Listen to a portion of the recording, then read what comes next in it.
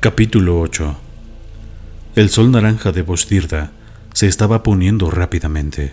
Scrooge, agachado en las sombras de un estrecho callejón en el distrito de almacenes en las afueras de Jerunga, la capital planetaria, lo vio desaparecer. Cuando la oscuridad cayó, las lámparas fotosensibles de la calle se encendieron, envolviendo el distrito entero en un pálido brillo amarillo. La débil luz artificial fue suficiente para darle a Scrooge una visión clara del edificio de 2 plantas al otro lado de la calle. Desde fuera, no había manera de decir si la estructura era la base de los separatistas. No había armas automáticas en el tejado, ni guardias patrullando el perímetro. Las puertas de la bahía de carga eran de duracero ordinario, en vez de la clase utilizada para construir las puertas blindadas.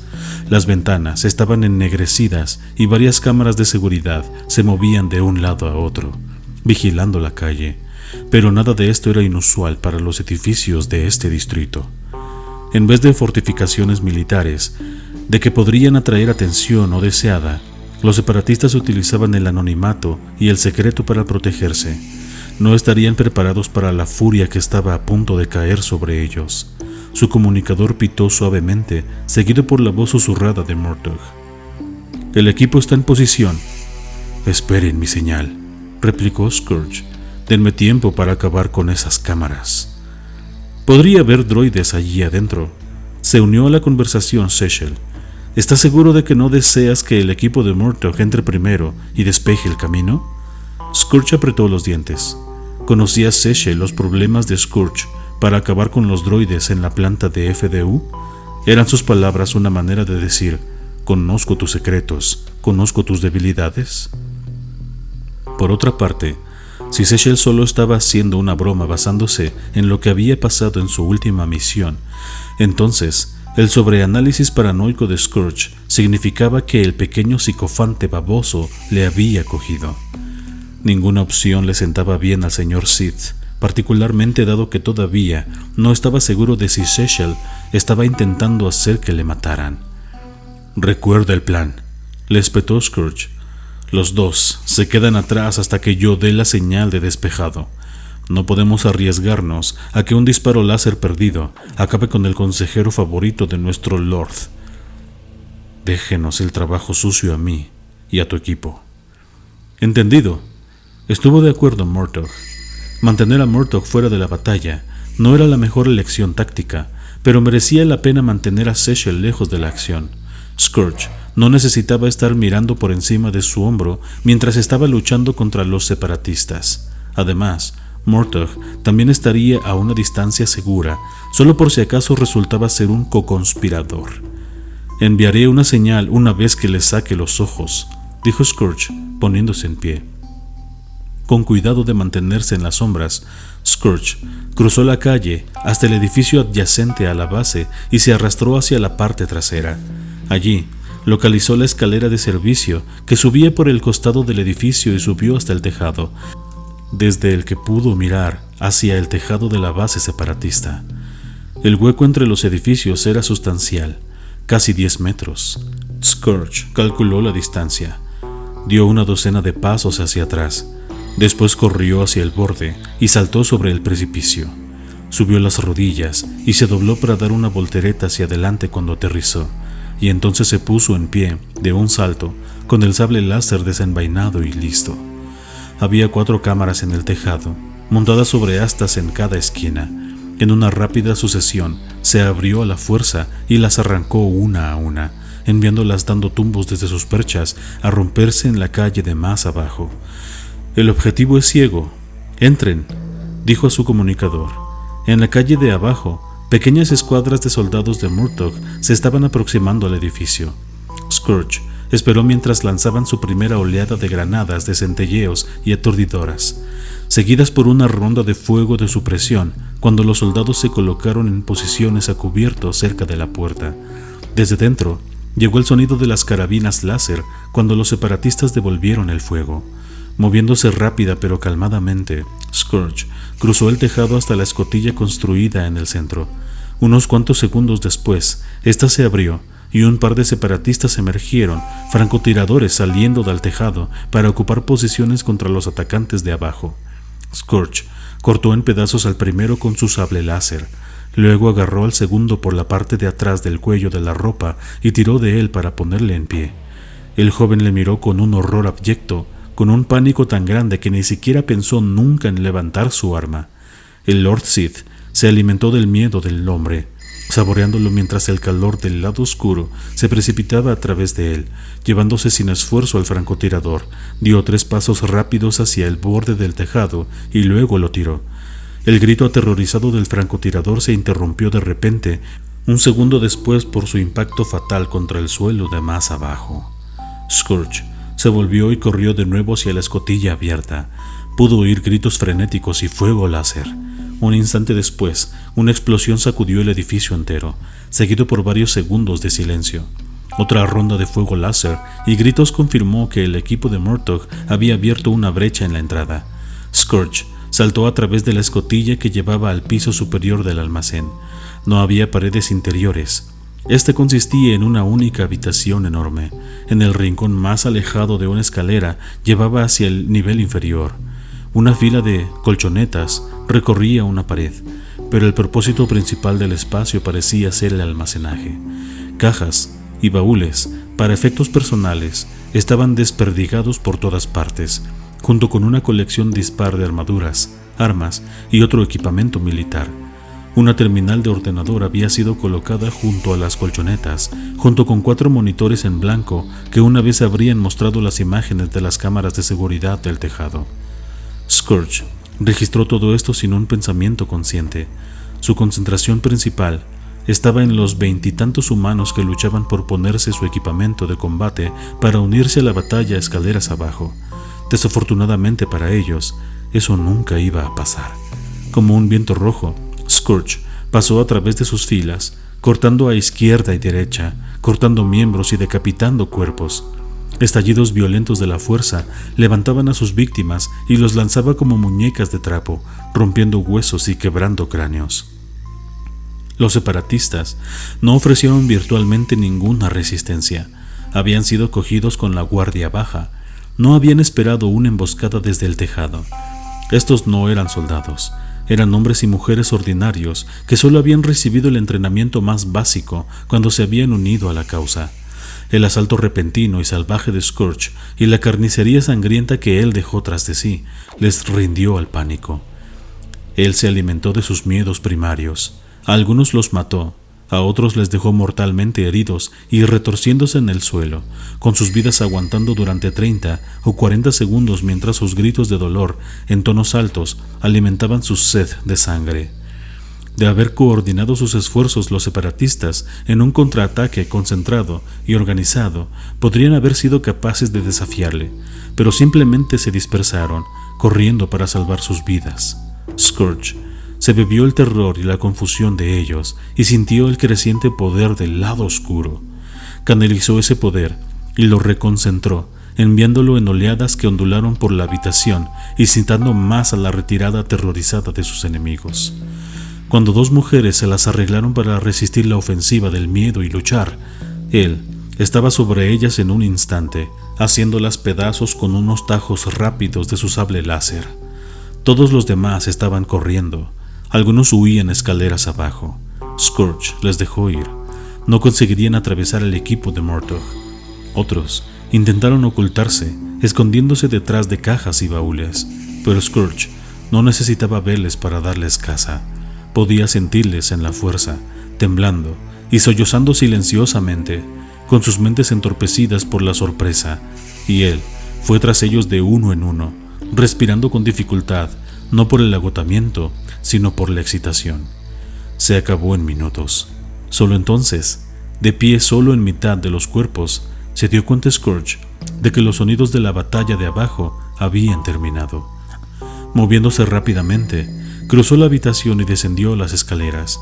El piso de abajo era similar al de arriba, excepto por la fila de oficinas construidas a lo largo del lado este del edificio. No había paredes interiores. El suelo estaba lleno de cajas y apilado de suministros. Los cuerpos estaban dispersados por todas partes. La mayoría eran separatistas, pero Scourge se dio cuenta de que 3 o 4 llevaban los colores de Nyriss. El resto del equipo de Murtaugh estaban investigando metódicamente a los muertos, buscando supervivientes para interrogarlos. Scourge negó con la cabeza, sabiendo que era una pérdida de tiempo. El mayor miedo de cualquier organización separatista era una traición interna. Solo las 2 o 3 personas de la cúpula sabrían algo útil y ellos nunca se permitirían ser cogidos con vida. Confiando en que el edificio era seguro, desactivó su sable láser y se lo enganchó en el cinturón. Entonces activó el comunicador de su muñeca. «Todo despejado, Murtaugh. Trae aquí dentro a Sechel». «Ya estamos dentro», le respondió la voz de Murtaugh. «Encontramos su centro de control en algunas de las oficinas del fondo». Scourge tenía los dientes apretados para evitar chillar de rabia. Les había dado órdenes específicas y Murtaugh y Sechel las habían desobedecido intencionadamente. Se abrió camino hasta las oficinas con largos pasos, llenos de propósito. Mientras se aproximaba, su furia dio paso a la sospecha. Tenía que haber una razón por la que le habían desafiado. ¿Estaban simplemente menoscabando su autoridad o era algo más siniestro? ¿Estaban tendiéndole alguna clase de trampa?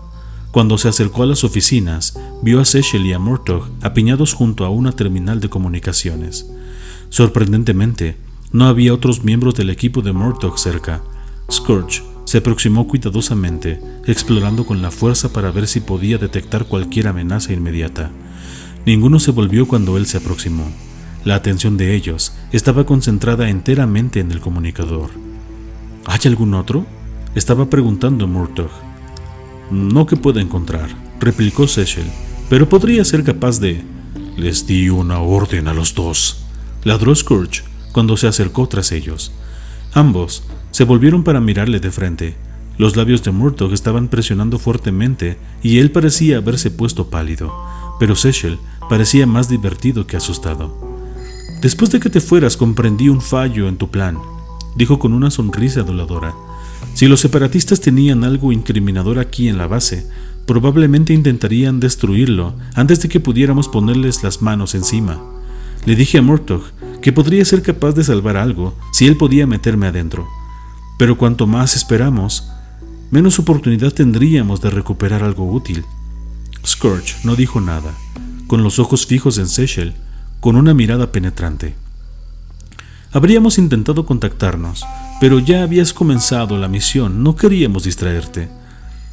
«¿Me toman por tonto?», preguntó suavemente Scourge, con su mano cayendo casualmente sobre la empuñadura de su sable láser. La sonrisa de Sechel se desvaneció y Scourge percibió un rastro de miedo en sus ojos. «Normalmente no obedezco órdenes», dijo Murtaugh, saltando para intentar aplacar la situación. Pero en este caso Sechel tenía razón. Una vez que los separatistas supieron que la batalla estaba perdida, pasaron un programa limpiador por sus ordenadores para borrar todos sus archivos de datos. Si hubiéramos esperado a tu señal, todo se habría perdido. Scourge dejó que la mano cayera de su arma. Ahora no era el momento para arreglar esto. Pero esto era una cosa más por la que Sechel respondería de una vez cuando finalmente tuviera la oportunidad de hablar con él a solas. ¿Qué descubrieron? «Una grabación de una comunicación reciente», respondió Sechel, presionando un botón en la terminal. Una imagen fantasmal, tridimensional y azul crepitó al encenderse, flotando a unos cuantos centímetros sobre el holocomunicador. La imagen congelada tenía algo menos de 1 metro de alto, una miniatura perfecta del que hablaba. «Darth Cedrix», gorjeó Scourge. «La mayoría de las llamadas ya se habían borrado por el programa limpiador», explicó Sechel, «pero fui capaz de salvar esta». Pulsó otro botón y la grabación empezó a reproducirse. Obviamente estaba dañada. La imagen parpadeaba enfocándose y desenfocándose, y el audio estaba plagado de estallidos, de estática, que interrumpían gran parte de lo que se decía. «Último intento fallido», dijo Cedrix, con su voz debilitada y crepitante. «Nyriss es peligrosa, y no se le debe mantener las lealtades ocultas. Detener al emperador. Locura debe terminar». «¿Puedes conseguir algo más?», preguntó Scourge. «Aquí no», respondió Sechel. «Denme suficiente tiempo y el equipamiento adecuado, y debo ser capaz de presentarlo al completo». Dile a tu equipo que cargue todas las terminales y los archivos de datos que encuentren, le instruyó Scrooge a Murtaugh. Nyris no estará complacida si nos dejamos algo importante atrás. Sechel no dijo nada, pero la sonrisa de su cara dijo mucho. La esclava personal de Nyris les saludó en la puerta delantera cuando los tres llegaron de vuelta al palacio. «Mi señora recibió su mensaje», dijo ella a Scrooge. «Desea hablar con ustedes al instante. Empieza con esos archivos de datos tan pronto como el equipo de Murtaugh acabe de descargarlos», le dijo a Sechel. «Perdónenme, milord», dijo la joven Twi'lek, con su voz temblando ligeramente. «Darth Nyris desea hablar con ustedes tres». Scrooge miró de la esclava a Sechel y Murtaugh, preguntándose si ellos sabían más que él. Ellos simplemente se encogieron de hombros. «Vamos», dijo Scrooge, con un asentimiento de cabeza enérgico. La Twi'lek se volvió y les llevó a los corredores ahora familiares hasta la cámara personal de Darth Nyris. Como siempre hacía, la esclava llamó a la puerta una vez y esperó a que le dieran permiso del interior. «Adelante», dijo Nyris. La esclava abrió la puerta y se deslizó hacia un lado para permitir a Scrooge, Murtaugh y Sechel que se apiñaran en la pequeña sala donde Nyris estaba sentada en su terminal de ordenador, pareciendo como si no se hubiera movido desde la última vez que Scrooge la había visto allí. Ella apagó el terminal, se giró en su silla y se puso en pie. «¿Es cierto?», preguntó, sin ni tan siquiera molestarse en saludarles. «¿Es Darth Cedrix un traidor al Imperio?». «Encontramos una grabación de una llamada de él a la base separatista», dijo Sechel. «Obviamente estaban trabajando con él». A pesar de la prueba convincente, Scrooge no estaba completamente convencido. Cedrix era humano, lo que no le sentaba bien a algunas de las familias pura sangre de la nobleza del Imperio. Sin embargo, cualquier prejuicio que hubiera soportado en su vida era insignificante comparado con todo lo que había conseguido. Darth Cedrix era el miembro con el servicio más largo del Consejo Oscuro, habiéndose unido a él una década antes que Nyris. Se había elevado hasta la penúltima posición en el Imperio y, aunque Scrooge no podía comprender su deseo de eliminar a Nyris o a otros rivales potenciales, era difícil imaginar que fuera lo bastante atrevido como para desafiar al inmortal y todopoderoso emperador. «La traición de Cedrix no tiene sentido», dijo, sintiéndose lo bastante confiado en su análisis de la situación como para expresar su opinión. «Tendría perfecto sentido si conocieras al hombre como le conozco yo», le aseguró Nyris. «Cedrix es viejo y está desesperado. Sabe que su posición se ha vuelto vulnerable. Pronto, el emperador no tendrá más utilidad para él. En su arrogancia, cree que puede usurpar la posición del emperador y salvarse a sí mismo. Eso es por lo que conspiró con los separatistas para asesinarme. Sabe que aquellos de nosotros que estamos actualmente en el Consejo Oscuro nos opondríamos a él en su esfuerzo por obtener el poder. Busca reemplazarnos con nuevos miembros que sean débiles e inexpertos. Cree que será capaz de manipularles y hacerse con el control entero del Consejo, de manera que les seguirán cuando finalmente se mueva contra el emperador». Su explicación tenía sentido. Él había visto de primera mano cómo aquellos que estaban en el poder se volvían desesperados cuando sentían que sus posiciones estaban amenazadas. «No pasará mucho antes de que Darth Cedrix descubra el ataque en Botshirda», continuó Nyris. «Debemos actuar rápidamente. Me sorprendió que el emperador los capacitara para que trataran con esto», remarcó Scrooge. «Habría esperado que le ordenara a la Guardia Imperial que arrestara a Cedrix». «El emperador no lo sabe», dijo Nyris. «Darth Cedrix se ha aliado con separatistas», insistió Scrooge. «Es un traidor para con el Imperio. Es nuestro deber informar de él». «No creo que sea el mejor plan», le advirtió Sechel, ignorando a Scrooge y dirigiéndose a Nyris directamente. «Tenemos pocas pruebas y su rivalidad con Cedrix es bien conocida. Si seguimos adelante con estas acusaciones, él simplemente las negará. El emperador no es probable que actúe sin recoger más pruebas primero. Esto le dará a Cedrix una oportunidad para cubrir su involucración o para ocultarse». «Sechel tiene razón», dijo Nyris. El elemento sorpresa es nuestra mayor ventaja. Cedric no sabe que hemos expuesto su traición. Si le atacamos ahora, podemos cogerle desprevenido. Era obvio que su decisión estaba tomada, y Scourge pudo seguir la lógica de sus argumentos. Sin embargo, se sentía incómodo de no informar de Cedric al emperador. Un asalto contra su fortaleza será difícil, le advirtió Murtagh. No tenemos los números para abrumar sus defensas, y no me gusta contratar a mercenarios para un trabajo como este. Hay demasiadas posibilidades de que uno de ellos nos venda a Cedric. Quizás el asesinato es el modo de proceder, siguió Sechel. Hacerle a él lo que él intentó hacernos a nosotros.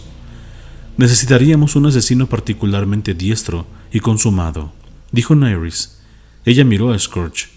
¿Crees que puedas acercarte lo suficiente a Cedric? Scourge consideró cuidadosamente todas las variables antes de replicar. Su primer instinto fue proponer una operación encubierta, con él buscando un puesto entre los empleados personales de Cedric. Durante varias semanas podría estudiar las rutinas de su pretendida víctima y todos sus sirvientes, esperando pacientemente una oportunidad de cogerle a solas, desarmado y desprevenido. Pero no había Sith entre los seguidores de Cedric. Muchos Sith estaban predispuestos contra los humanos. Sin dudas, el consejero oscuro nunca permitiría que un Sith se acercara demasiado a él, temiendo que pudieran volver un día contra él. Scourge podría ser capaz de encontrar algún otro modo de infiltrarse en el círculo interno de Cedric, pero como Nyris había apuntado, necesitaban actuar rápidamente. No había tiempo para una misión encubierta prolongada. Dentro de su fortaleza es intocable, declaró finalmente. Podría haber una manera de atraerle afuera, dijo Sechel. Los separatistas parecían utilizar comunicaciones codificadas cada vez que contactaban con Cedric. Si puedo replicar el código, puedo enviar un mensaje solicitando una reunión urgente en una localización remota. Una emboscada podría funcionar. Estuvo de acuerdo Murtagh. Cedric no querrá atraer la atención hacia su traición.